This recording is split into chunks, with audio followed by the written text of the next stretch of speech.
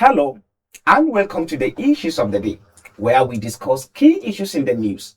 I am Usman Abdulkadir Taliki. With me on the program today is Mr. Abdul Fattah Abdedran, a media consultant. You are welcome to the program, sir. Thank you for having me. And also, Okikiola Kasim Fuba, public affairs analyst. You are also welcome, sir. It's my honor, sir. These are our headlines for the day. Tinubu, Obi, others sign peace pact as 2027 campaign begins today. Abuja flooded. Mass demolition begins after Wike's order. Political parties and presidential National Assembly candidates have signed an issue-based campaign peace accord ahead of the 2027 general elections. The accord, signed in Abuja, commit political actors to shun violence, hate speech, misinformation, personal attacks, and other actions capable of undermining the electoral process. President Bola Tinubu, represented by the Secretary to the Government of the Federation, George Akume, joined other candidates, including Peter Obi, Adeole Adebayo, and Omoyele Sowore, in signing the accord. However, former Vice President Atiku Abubakar and Oyo State Governor Seyi Makinde were absent. INEC Chairman Josh Amupitan said the accord was significant as public campaign officially begin today, August 19. He urged candidates to focus on the economy, security, healthcare, education, and infrastructure, warning against hate speech, disinformation, and premature claims of victory. The presidential and National Assembly elections are scheduled for January 16, 2027, while governorship state assembly election will hold on February 6. Let's start with Mr. Abdul Fattah. Mr. Abdul Fattah, finally, the presidential and National Assembly election campaign has been plugged off today. Now, What can you say about that? well, I think it's a welcome development, and I'm seeing the signing of the Peace Pact. It's a welcome development again, but then I think there is a need for politicians, political bigwigs to play by the game, by the rules of the game. Virtually every election, we have such peace pact, but unfortunately, most of the political stakeholders do not abide by the rules of the game, by the agreements or by the accords entered into.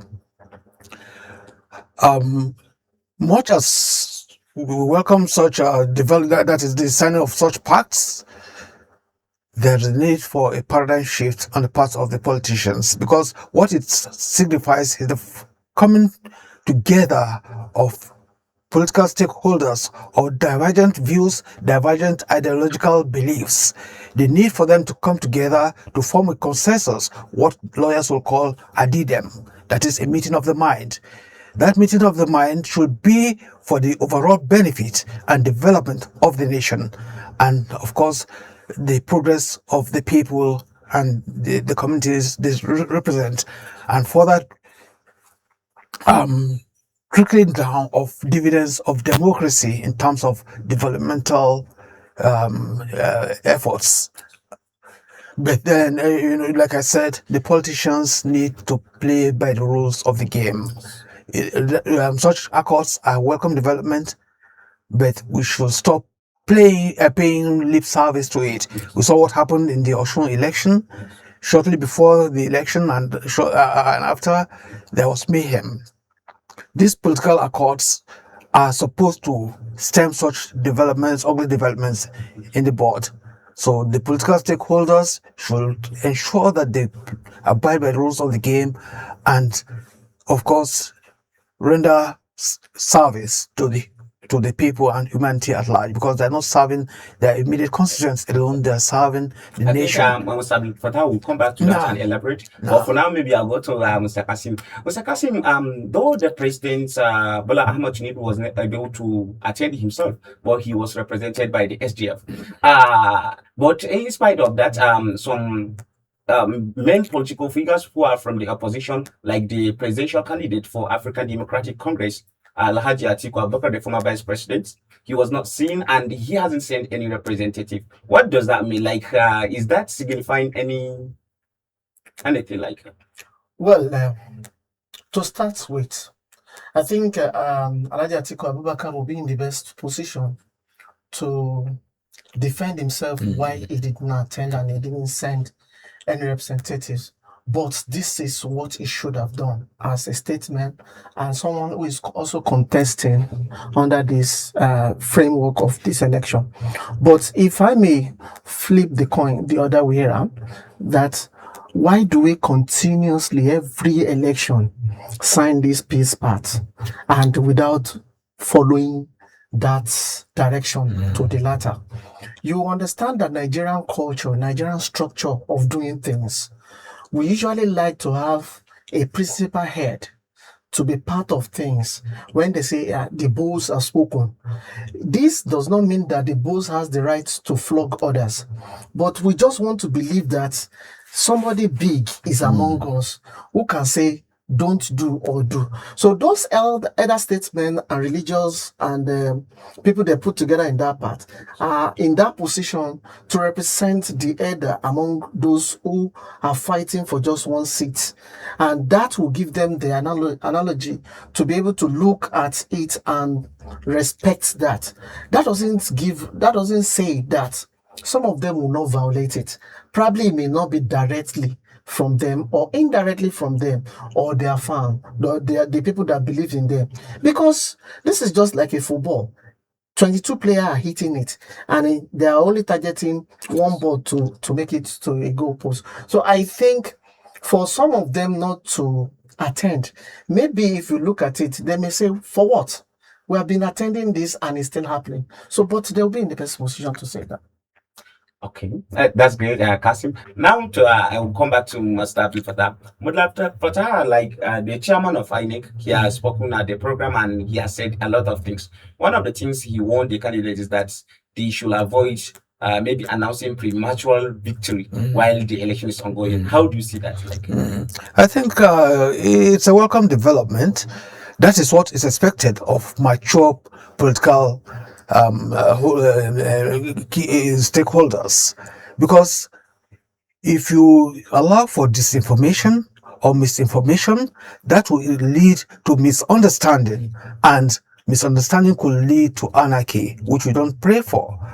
As such, people, the key holders, the key stakeholders, the political stakeholders should exhibit some element of decorum and maturity in handling political, that's election issues, election results. Let everything be coordinated finally, and then we see the clear emergence of someone that clinches the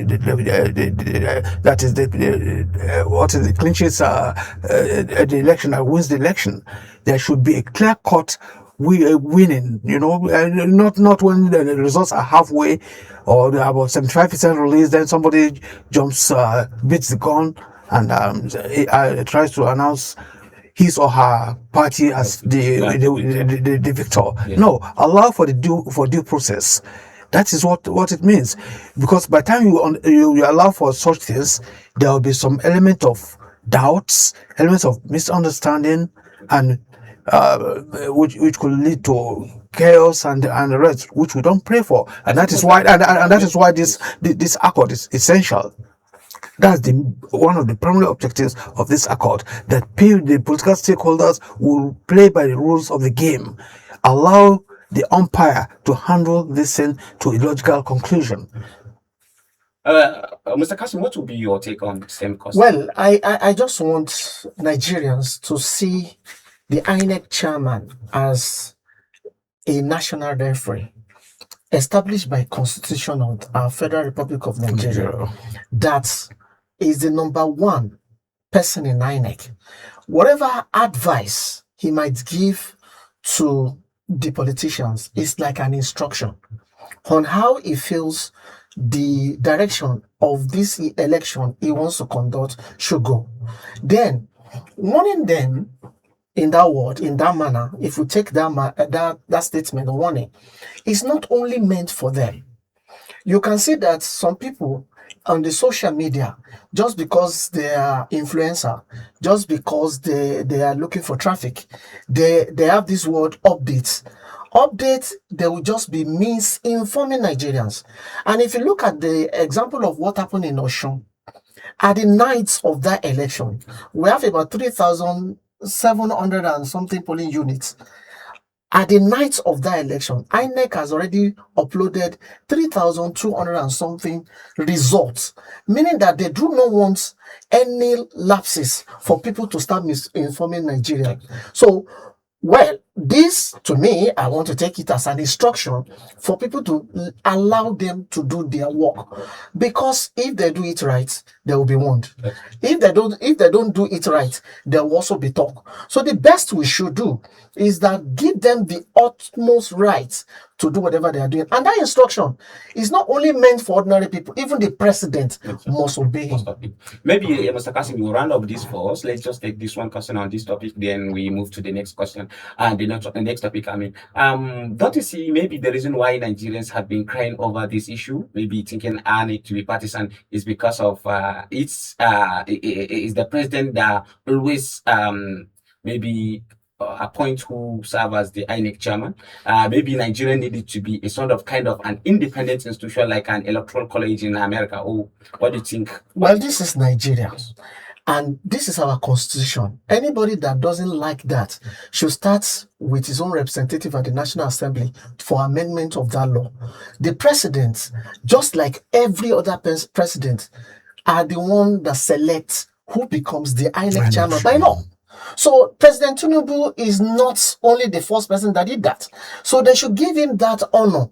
Being the president that we elected, then he has done it. So they should allow him. So nobody should see partisanship in that direction. I think that's what I will round up with. That's great. That's great, Kasim. Let's move to our second issue of the day.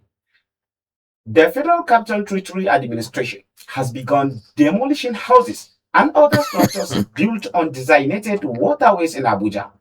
The exercise started in Maitama following an order by FCT Minister Nyesom Wike for the immediate removal of structures obstructing natural water channels.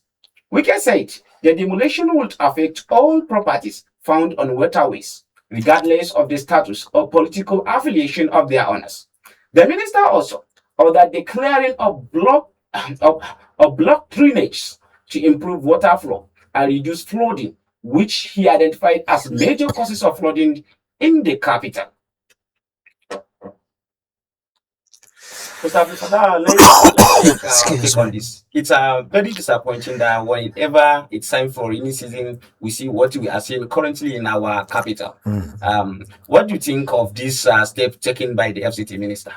I think this step is one in the right direction. One,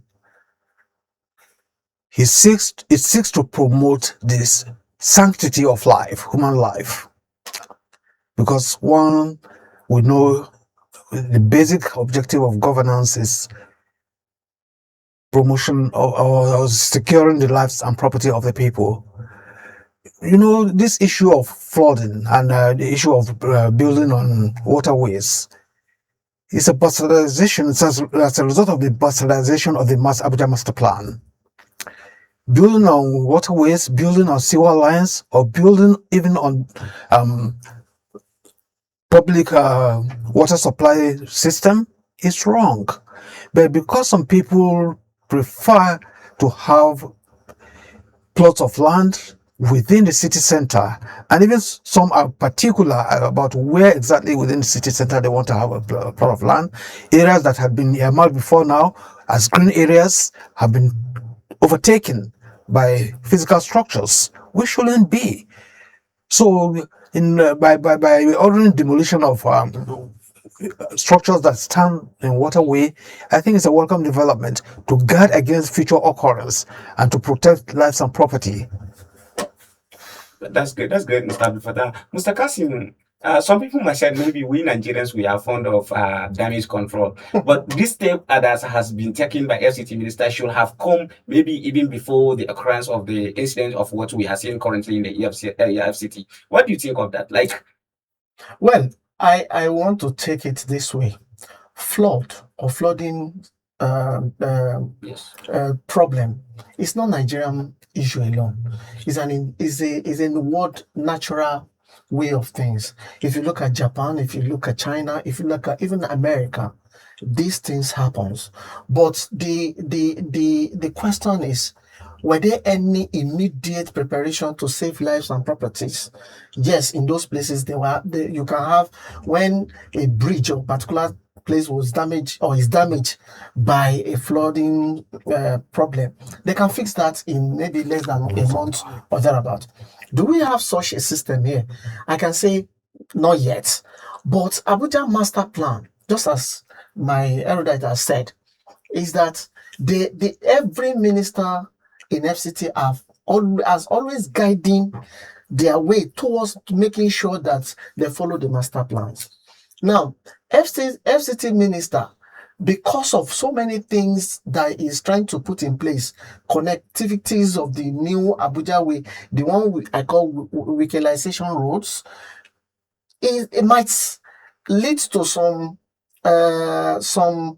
other areas that lead to flood. But let's blame ourselves too, because you can see that we're not keeping our own hygienic something right, because some people can start pouring their own waste bin into the flood, and that affects it's multiply itself to go and block the final drainage that is meant for the purpose of letting the something flow.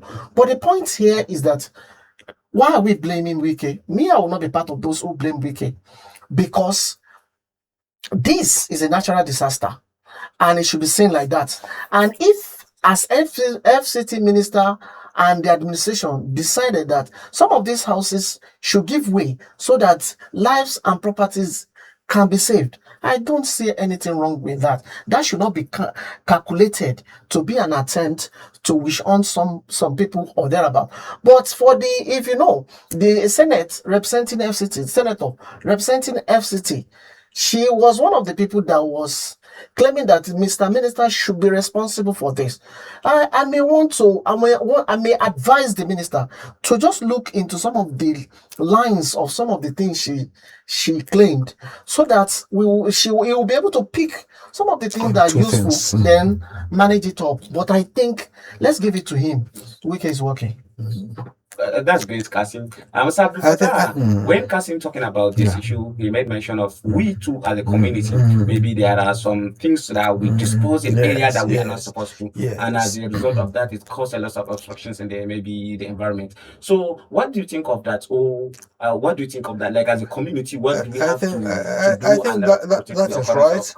I've observed several times in some areas, due to negligence of the Environmental Protection Board and the agencies and some other private agencies that are responsible for timely disposal of waste. In some areas, you see when it's raining, people seize that opportunity to dispose of their waste in the rainwater. It ends up somewhere. It ends up blocking sewer lines, and resulting in flooding. So that should be addressed. We as individuals, as residents, should take it upon ourselves to ensure that we dispose of our refuse timely, and we call even the responsible agencies to order, at least to call their attention to it. Exactly. That's why I'm coming. That's why APB is there. If the agencies, the private entrepreneurs that are responsible for timely disposal of this waste don't come around, you have the right, the moral right, to go to APB, lodge your complaint, and it will be addressed. Not only that, illegal activities of scavengers has contributed in no mean dimension towards flooding, because some of the manholes, you see them, the covers, they vandalize them, and then refuse and other things deposit there, and it blocks easy flow of water during rainy season, and that results in flooding. So the Ministry for the Federal Capital Territory should take it upon itself to address this issue squarely. Exactly. Exactly, exactly. Now, Musa Fatah, you said a lot Yeah. about this. I wanted to ask the questions to you, but now Okay. let's move to Kasim. Musa Fatah, when he was talking, he said something about agencies. People will say that though maybe people, the residents are the one who are doing all this, maybe these things in their own environment, but maybe making the laws and even enforcing the laws of protecting that will protect happening of those things is a function of government. Like, what do you think the government should do, maybe to draft something and make the law enforcement, especially in terms of the maybe the protection of I, environment? I think there has been an existing law, an agency for this. We have Abuja Environmental Protection board. Protection Board. Maybe the enforcement. No, in fact, they have been placed in almost every roads and streets everywhere. But the problem is that Abuja Master Plan, I don't understand again. Before they were saying that Abuja was built for only 250 million people, 250,000 people. Later, we had that Abuja, at the last census, we have about 8 million people in Abuja.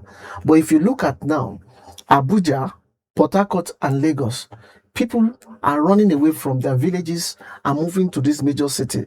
Now, Abuja, everybody wants to survive. You can see people on the streets roasting corn, making Bola and the rest of the road. And these people are also even candle fire on the road. Some of them will just leave it there. But it is the duty of this agency to make sure that they clean everything as at when due. But are they doing it? This is what we need to check and check facts. How are they doing it? It was alleged that some of them are collecting some little token from these people just to do anyhow, and without the knowledge, without an authorization from the FCT. Something. So these are the places these things accumulate before it gets to where it's now become a federal capital territory problem, which is now leading to flood. So I think the FCT administration should look into the appropriate agency that is in charge, if they need to enhance them further, or if they need to support them with other things, or if they need to look at some of these allegations of bribery and the rest of all of those things they are doing, then they need to do that so that we can have free flow of every kana in Abuja. That's great, Kasim. Now let's go back to Mr. Abdul Fattah. What will be your final comment on this issue? We will run out because of I think my time. final comment, like I said earlier on, is for the agency, that is Abuja Environmental Protection Board, to please ensure effective supervision of the private organizations that are contracted to dispose of refuse timely and timeously. Secondly, this issue of addressing the illegal activities of scavengers who steal the leads of manholes and drainages, thereby enhancing deposit of debris in the water in the water that is in the sewer lines. And then again, the FCDA should ensure that they embark on what we call environment impact assessment of projects before they are sited. Before construction commences, you look at the likely impact such structures are will have on immediate environment. If it's going to be something that maybe there are some places that are waterlogged, then you see some feeling of what impact will it be in the next 2, 3, 5 years. We should have a look at that. Then we should spread development to other area councils. Enough of this choking of the federal capital city. That's one of the things that's resulting in this flooding, mass flooding. There are structures that are not supposed to be where they are. And of course, naturally, water will always find its level. If you obstruct the way of water. We are running out because Thank you of so time, much. and we really appreciate. Thank you. This is the end of Issues of the Day, where we have a very engaging discussion with my guests, Mr. Abdul Fattah and Mr. Kasim. Have a wonderful day. I am Usman Abdul Kadir Taliki.